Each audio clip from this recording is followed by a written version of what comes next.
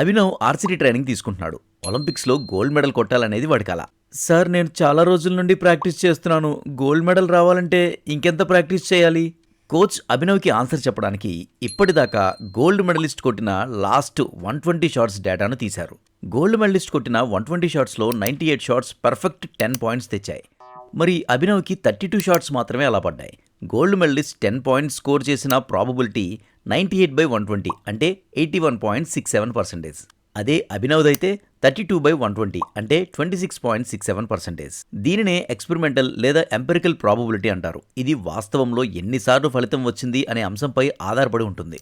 ఇలాగే ఒక కాయిన్ తీసుకుంటే హెడ్ పడే ప్రాబబిలిటీ కోసం కాయిన్ని చాలాసార్లు టాస్ చేయాలి. అలా రిపీట్ చేసినప్పుడు హెడ్ పడే ఛాన్స్ 0.5కి దగ్గరగా ఉంటుంది. అంటే ఈ కాయిన్ టాస్ థియరిటికల్ ప్రాబబిలిటీకి సమానం. టాస్ వేసినప్పుడు హెడ్ టైల్ ప్రాబబిలిటీ మనం మార్చలేం, కానీ ప్రయత్నిస్తే అభినవ్ 10 పాయింట్స్కి షాట్ కొట్టే ప్రాబబిలిటీ పెరుగుతుంది.